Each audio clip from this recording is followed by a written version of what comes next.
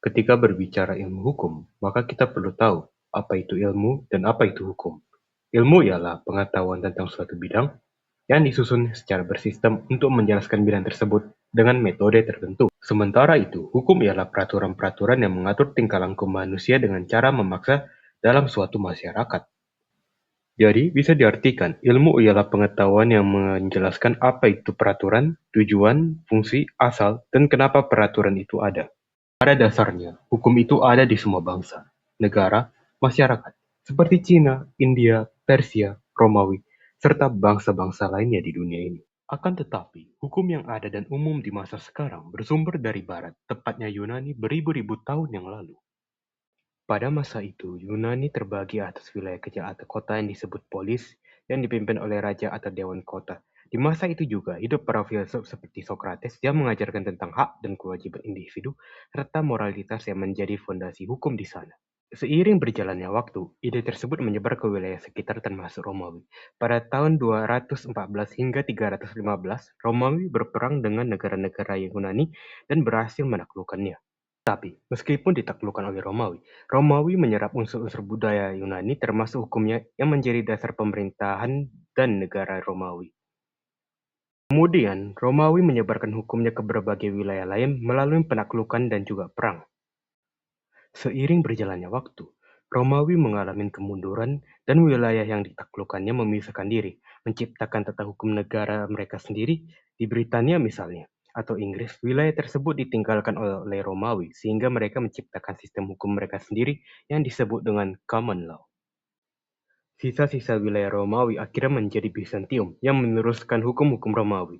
Hingga pada tahun 534, semua undang-undang tersebut dikumpulkan dalam satu buku yang disebut Kitab Justianus yang menjadi fondasi negara-negara yang menganut hukum civil law.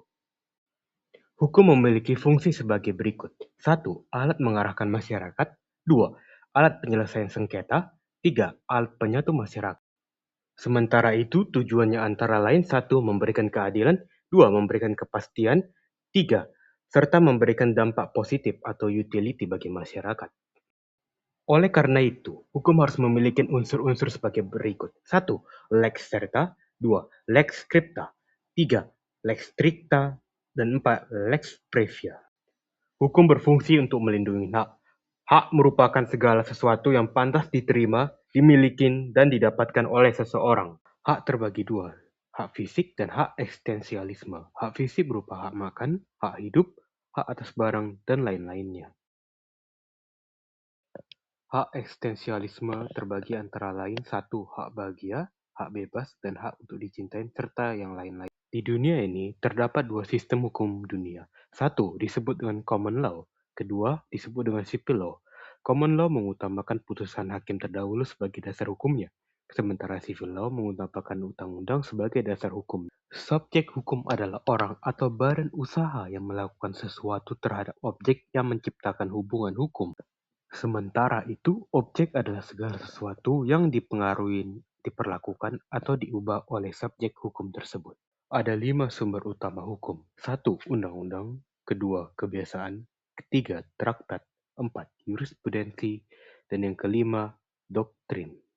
Undang-undang adalah peraturan yang dibuat oleh badan yang berwenang, sementara kebiasaan adalah tata cara yang sudah biasa dilakukan dalam pelaksanaan hukum. Traktat adalah perjanjian internasional, jurisprudensi adalah kesepakatan atau keputusan hakim terdahulu, dan doktrin adalah cara pandang dan ideologi dari hukum